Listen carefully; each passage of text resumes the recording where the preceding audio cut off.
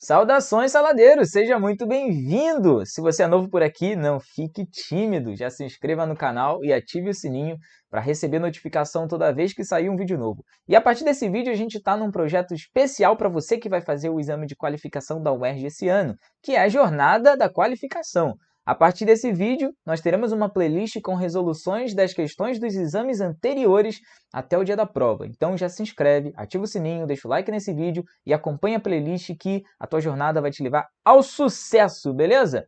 Olha só, hoje nós iremos começar com o primeiro exame de qualificação do vestibular 2024, que foi aplicado no ano passado. E já vamos para a questão de número 35, lendo o enunciado, bora lá. Dentre os elementos químicos do quinto período da tabela periódica, ou da tabela de classificação periódica, sabe-se que apenas o xenônio é encontrado no estado gasoso sob condições ambientes. Isso se explica pela alta estabilidade desse elemento, o que resulta em fracas interações interatômicas.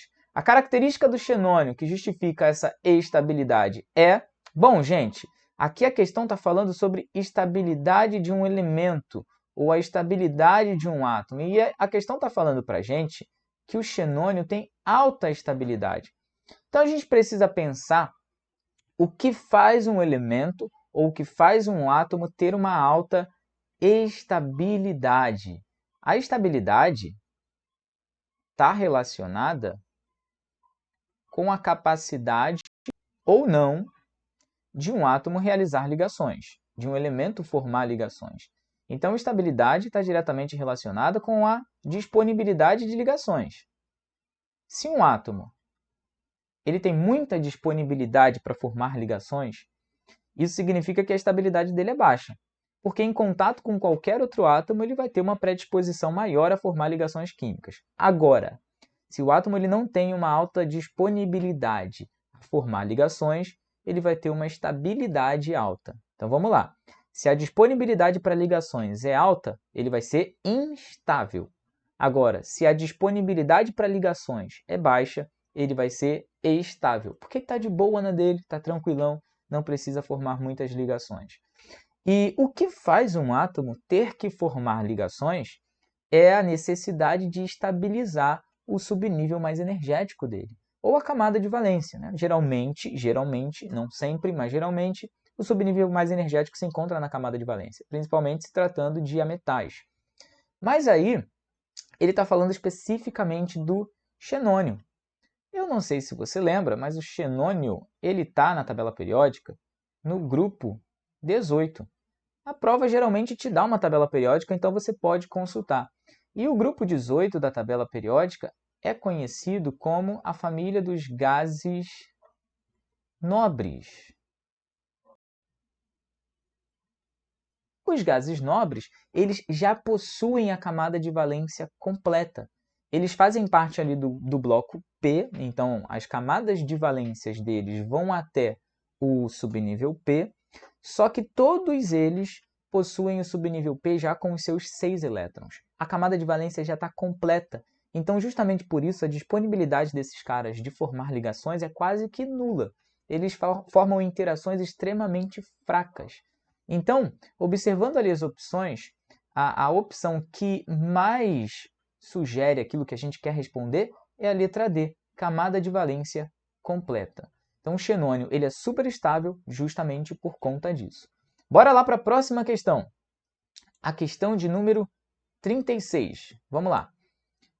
Ao anoitecer, as células da retina envolvidas na percepção da luminosidade disparam sinais que estimulam a glândula pineal a produzir e secretar melatonina, hormônio responsável por preparar o organismo para o repouso. Por ser composta por uma porção hidrofílica e outra hidrofóbica, a melatonina penetra facilmente a membrana plasmática de diferentes tipos de células. Essa facilidade de penetração da melatonina deve-se à composição da membrana plasmática, que contém moléculas dos seguintes tipos. Bom, pessoal, ele está dizendo para a gente que a melatonina ela possui uma porção que é hidrofílica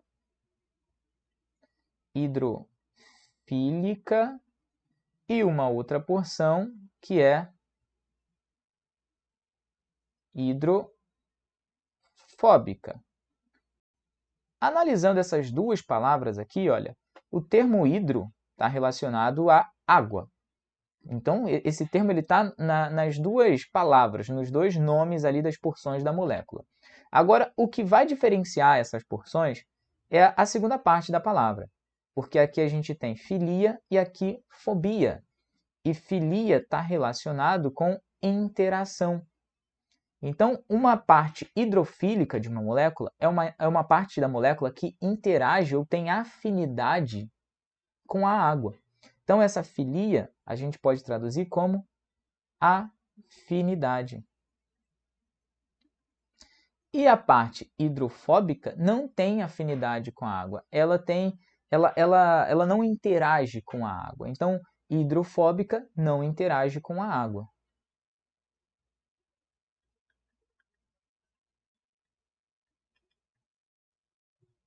Com H2O. E aqui, afinidade com H2O. H2O porque já está dizendo no hidro, né? Então, a gente já tem essa ideia formada. Bom, pessoal, se existe um pedaço da molécula que tem afinidade com a água, é porque esse pedaço da molécula tem afinidade com compostos polares. Então, aqui, olha, esse pedaço hidrofílico da molécula tem uma afinidade bacana com compostos polares. E a parte hidrofóbica da molécula interage bem com compostos apolares. E aí, a questão está falando para a gente que a melatonina interage muito bem com a membrana plasmática, justamente por ter uma parte hidrofílica e outra hidrofóbica. Isso significa, então, que a membrana plasmática ela tem um pedaço polar e um pedaço apolar. Então, olha só, essa facilidade de penetração da melatonina deve-se à composição da membrana plasmática, que contém moléculas dos seguintes tipos: polares e apolares, letra A. Então, o fato da membrana plasmática ter moléculas polares e apolares faz com que a melatonina, que tem essa estrutura que a gente chama de anfifílica, consiga interagir bem com essas moléculas e aí penetrar na membrana plasmática e entrar nas células. Beleza? Então, bora lá para a questão de número 38. Bom, a questão de número 38 é uma grande incógnita para mim, porque eu não sei muito bem dizer se ela é de biologia ou se ela é de química, mas eu vou pelo comando da questão. Então, eu acho que o comando ele diz muito aqui sobre o que o próprio enunciado dá e o que a gente consegue fazer com ele, a gente pode responder com os nossos conceitos químicos. Então, os manguezais eles têm a capacidade de armazenar carbono, pois a ausência de oxigênio no solo desse ecossistema retarda ou até impede a decomposição da matéria orgânica soterrada. Então, a decomposição de matéria orgânica gera CO2, certo? O fato dos manguezais conseguirem armazenar o carbono faz com que eles retardem, então, esse processo de decomposição, de liberação de CO2. E aí, olha, tendo em vista essa característica, a destruição dos manguezais pode contribuir significativamente para o seguinte fenômeno. Pessoal,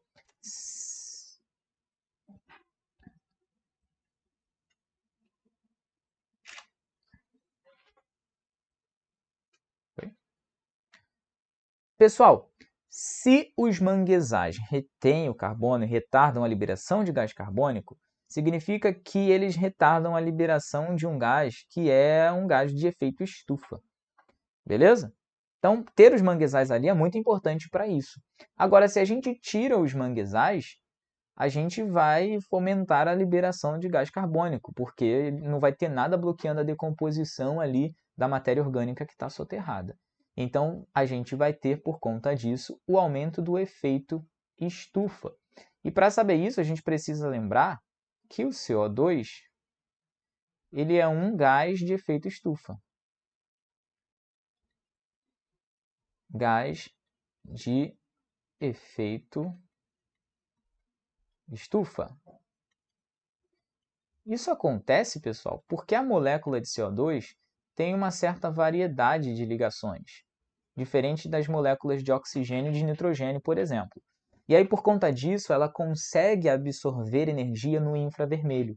Isso faz com que ela tenha uma uma variedade maior de movimentação nesses eixos das ligações. Então, quanto mais tipos de ligações uma molécula pode ter, maior é a faixa do espectro eletromagnético que ela consegue absorver em termos de energia. E se ela consegue absorver mais energia, obviamente ela também transmite mais energia.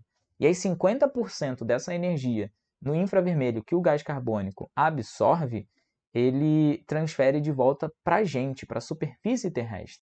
E aí isso vai fazendo com que haja um acúmulo de energia térmica, aumentando assim a temperatura média do planeta, que é o que a gente chama de efeito estufa. Beleza? Então bora lá para a questão de número 40 agora, seguindo aqui na sequência. Observe a equação química que representa a hidrólise do carbeto de cálcio. Então, aqui nós temos ali o carbeto de cálcio, esse primeiro cara aqui no estado sólido, reagindo com a água e por isso vai ter o processo de hidrólise. Hidrólise, lembrando, é a decomposição de algum composto pela água. Então, decomposição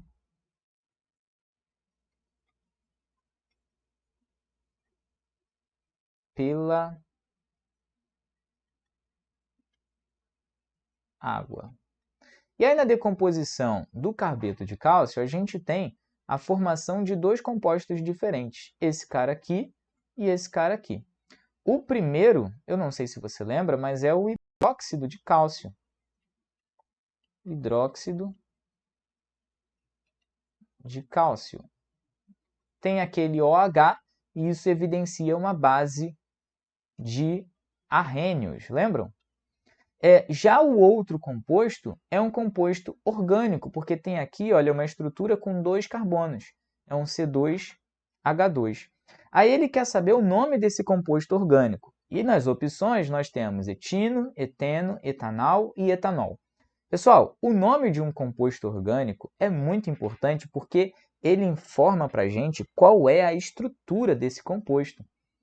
Então, o nome de um composto diz para a gente quantos carbonos ele tem, os tipos de ligações entre esses carbonos e se há alguma função orgânica ou algum grupo funcional específico na molécula, ou grupos funcionais. E diz ainda se tem ramificações na molécula.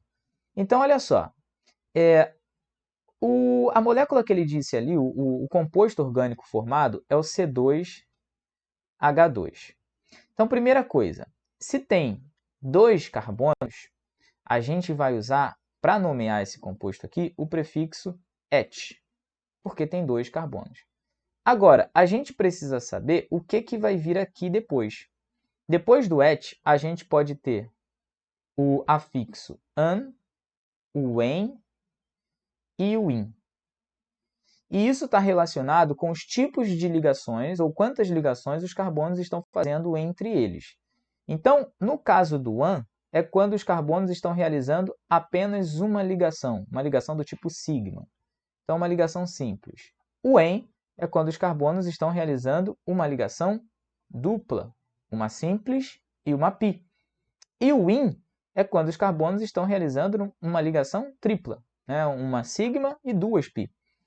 Como que a gente vai saber quantas ligações esses carbonos estão fazendo ali? Vamos tentar desenhar a estrutura de Lewis da molécula, para entender ali onde esses hidrogênios vão se posicionar e o que vai sobrar para os carbonos, né? Então, a molécula ela tem 2 carbonos, obviamente que pelo menos uma ligação entre eles está acontecendo, e os hidrogênios estão cada um em cada carbono, um aqui e outro aqui. Agora, nota o seguinte, o carbono ele é tetravalente. Tetravalente. Então, para se estabilizar, o carbono realiza 4 ligações covalentes. Cada carbono aqui só está realizando 2, uma para cá e uma para cá. Isso significa que eles ainda precisam realizar mais 2. Como esse composto só tem esses átomos, a gente viu ali na fórmula molecular, então essas outras 2 ligações não têm outra opção. Elas estão sendo realizadas entre os próprios carbonos. São mais ligações entre eles aqui. Então, a gente tem uma tripla ligação entre os carbonos. Por conta disso, a gente usa o afixo in. Então, esse camarada aqui por enquanto, é um, vamos botar aqui embaixo, né? Etim. Bom, agora a gente tem que saber o que vai ficar no sufixo, no final da palavra. Bom, no final da palavra indica para a gente um grupo funcional. Como essa molécula é um hidrocarboneto, não tem grupo funcional, a gente vai colocar a letra O mesmo. Então, esse cara é um etino, letra A. É o nome desse composto aqui. Nomenclatura de compostos orgânicos é um assunto interessantíssimo, porque é basicamente o CPF da molécula. Não é tipo um nome, é literalmente o CPF da molécula. Pelo nome você consegue identificar toda a estrutura da molécula e isso é muito importante para a indústria. Bom, vamos continuar para a questão 42, que eu acho que é a questão mais tranquila desse exame de qualificação do ano passado. Olha só. Em um dispositivo é inserida uma mistura heterogênea de água e óleo. A mistura passa por um processo de separação e, com o auxílio de uma torneira, regula-se a saída do líquido de maior densidade, conforme ilustrado abaixo. Bom, se a gente tem uma mistura heterogênea, heterogênea de água e óleo, vamos colocar aqui, ó, mistura heterogênea. Significa que esses compostos eles estão em fases diferentes. Nesse caso aqui, a gente tem duas fases. Na fase de baixo, a gente sempre vai ter o composto de maior densidade. E na fase de cima, o composto de menor densidade. Isso significa que a densidade da água é maior que a densidade do óleo. Tudo bem. Como é que vai funcionar esse processo aqui de separação? Ali embaixo, ó, esse aparelho, na verdade, se chama funil de... Já vou falar, calma aí, não vou dar spoiler. Mas ali embaixo tem uma torneirinha. E aí a gente vai abrir essa torneirinha e deixar a água escorrendo lentamente. Não pode ser um processo muito rápido, justamente para não correr o risco de cair um pouquinho de óleo. Deixa a água escorrendo lentamente, claro, dentro de um recipiente, um bekerzinho, algum copinho que a gente coloque ali embaixo. E aí quando estiver chegando no limite entre os dois líquidos ali, a gente vai fechar. Esse limite entre os dois a gente descarta, geralmente, porque não dá para definir muito bem o que é o que. Então a gente descarta. E depois retira o óleo num outro recipiente. Bom, esse processo aqui chama decantação. Mas decantação não é o processo de entornar o líquido. Decantação é o processo de esperar a gravidade separar os dois líquidos de densidades diferentes. E o nome desse aparelho é funil de decantação. Então a gente vai marcar aqui a letra B de bola. B de balão. B de, sei lá, Brasil. Bacana. Vamos para a próxima questão. Questão de número 33. Cara, olha só. Essa questão aqui, eu achei ela engraçada. Mas eu já vou falar por quê no final. No final eu comento ela. Olha lá.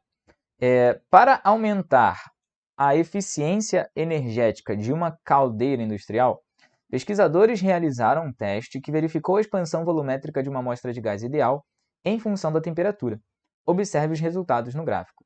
Então, a gente tem aqui um gráfico de temperatura por volume. Ok.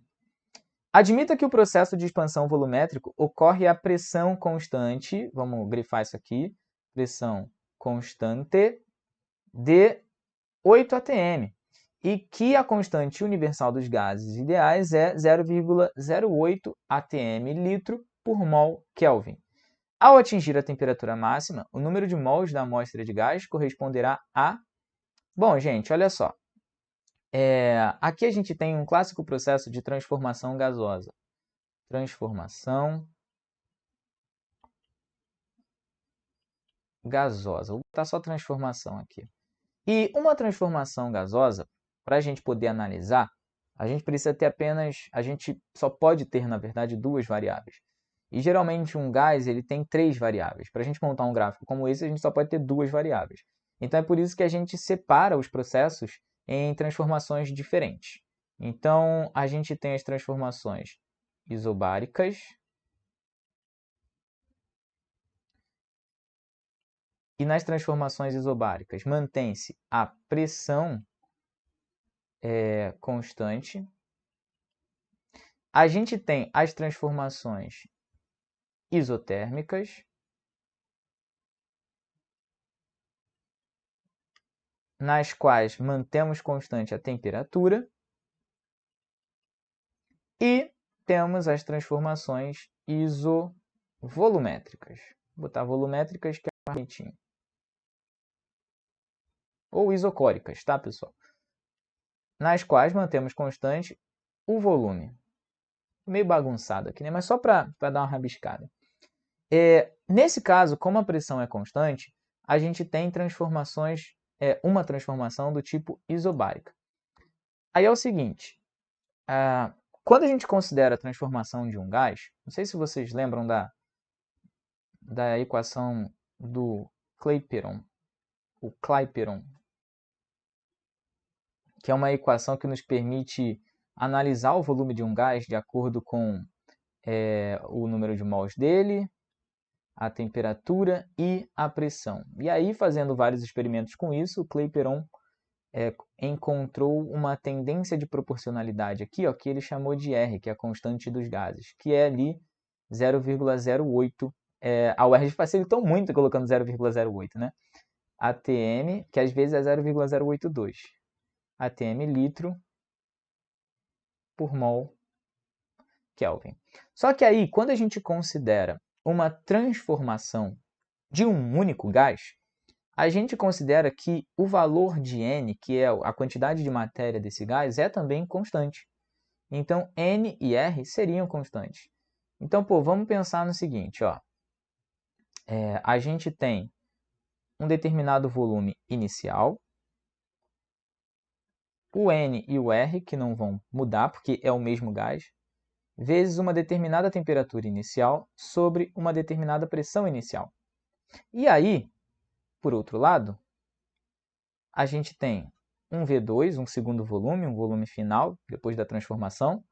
O N continua o mesmo, porque é o mesmo gás, então tem a mesma quantidade de moléculas ali dentro, vezes o R, vezes uma segunda temperatura, sobre um segundo valor de pressão. E aí é o seguinte, pessoal, entendendo que N e R são valores constantes, a gente pode isolar eles em cada caso aqui. Então, olha só, N vezes R vai ser igual a V1 vezes P1 sobre T1. Do outro lado, a mesma coisa. A gente pode também isolar o NR. Ó. N, que N feio, NR, ou N vezes R, vai ser igual a V2 vezes P2 sobre T2. E aí, se a gente considera que esse NR é igual a esse NR, porque, de novo, repetindo, é o mesmo gás, então a quantidade de mols desse gás não se alterou, é o mesmo cara. Então, a gente tem como igualar esses valores iniciais com os finais. Então, V1 vezes P1 sobre T1 é igual a V2 vezes P2 sobre T2. E, cara, dependendo do tipo de transformação, outras variáveis serão constantes. Exemplo, se a transformação ela for isotérmica, a temperatura é constante, então T1 vai ser igual a T2, a gente pode cortar. Se a transformação é isobárica, então a pressão 1 vai ser igual à pressão 2. A gente pode cortar porque são valores iguais. E se for isocórica ou isovolumétrica a transformação, o volume se mantém constante, então V1 é igual a V2. Você não precisa decorar um monte de fórmulas e fazer frases bonitinhas. É a mesma relação, é a equação de Clapeyron, só que modificada por conta do que a gente vai manter constante no experimento ou não. E o estranho que eu achei nessa questão aqui, na verdade, é que ele pede número de mols. E, quando a gente está considerando uma transformação gasosa, a gente considera que o número de mols não varia. E aí ele fala qual será o número de mols no final, né? Então é meio estranho, porque parece que pode ter variado o número de mols. Mas, enfim, é mais simples do que parece, tá? Eu só estou discorrendo um pouquinho sobre a questão. A gente pode usar a equação de Clapeyron original aqui. PV é igual a N, R, T. A clássica, né? Que você está acostumado a ver em todos os vídeos do YouTube. PV é igual a NRT. A gente quer o número de mols, então a gente isola o N. N vai ser igual a P vezes V sobre R vezes T. E aí agora a gente só coloca ali os valores que ele deu na questão. Então, a pressão é 8 atm. Então, vamos botar aqui 8 atm. O volume, bom, se a gente considerar que são, o que ele pede é no final do processo, né, após ter atingido a temperatura máxima, então aqui ao atingir a temperatura máxima, que é 600 Kelvin, o volume ele vai ser 1.500 litros.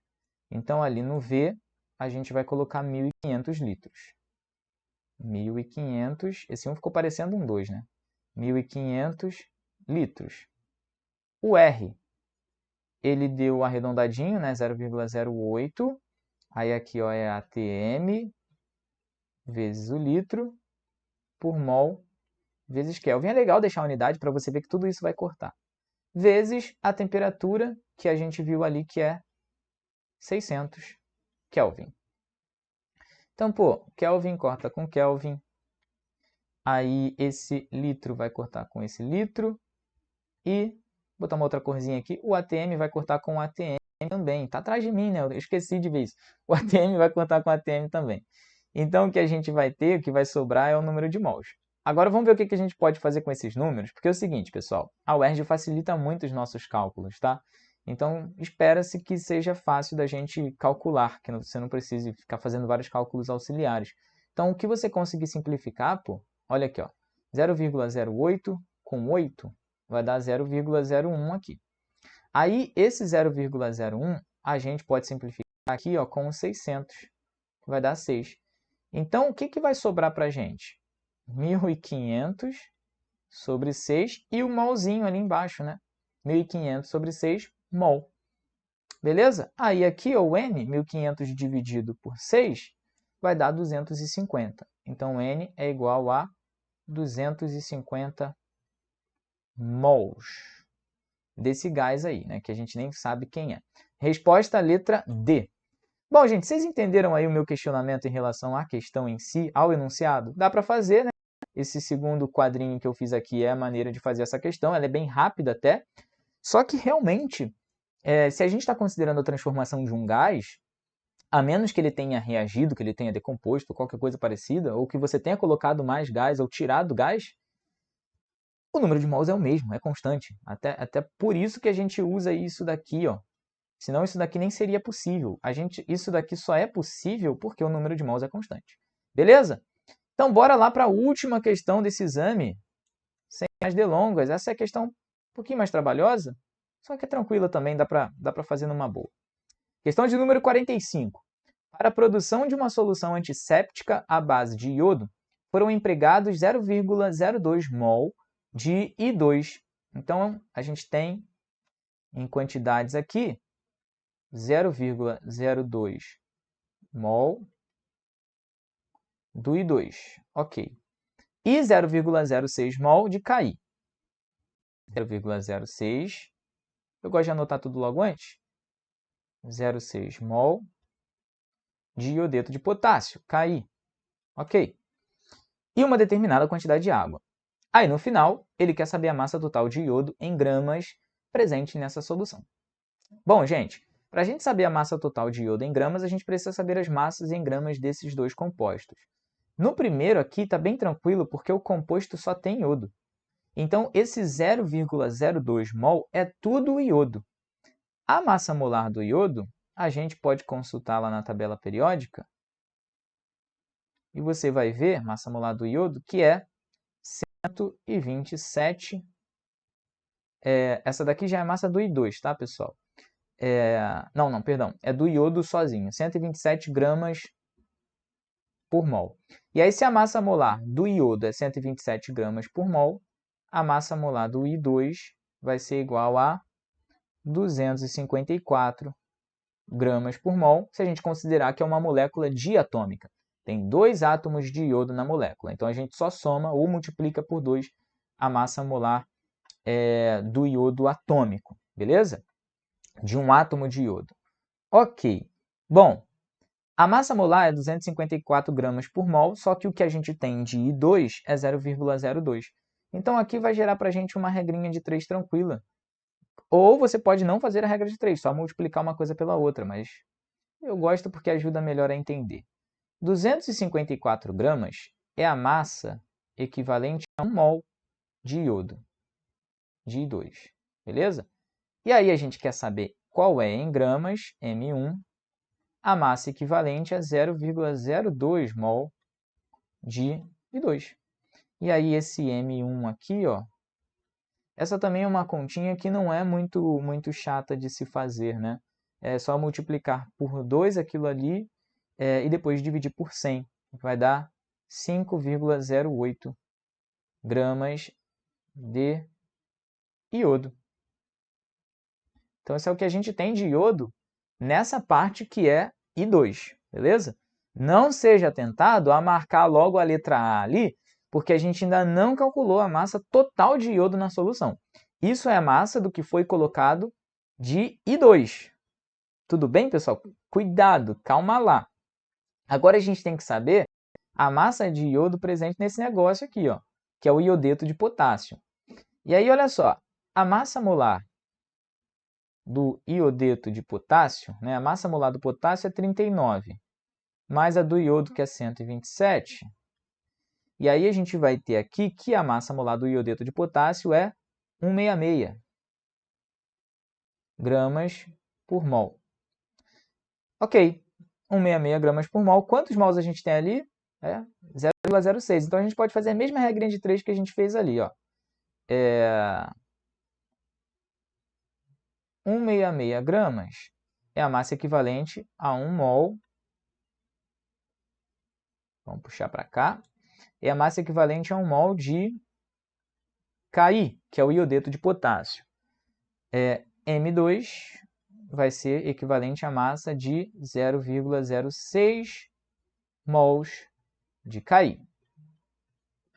Ou mol de Ki. A massa que a gente vai encontrar aqui, o M2, é 9,96 gramas. Só que cuidado, isso daqui é a massa de iodeto de potássio. Ainda não é a massa de iodo. A gente precisa saber o quanto de iodo está presente no iodeto de potássio em termos de massa. E aí a gente, para resolver esse probleminha, vai precisar fazer uma porcentagem da massa de iodo presente na massa de iodeto de potássio. E a gente pode fazer essa porcentagem utilizando a massa molar mesmo. Porque é o seguinte, a massa molar do iodeto de potássio, de todo o composto, é 166. 166 gramas por mol, então equivale a 100% da massa do composto, do iodeto de potássio. Dentro desse composto, para cada mol de iodeto de potássio, a gente tem 1 mol de iodo.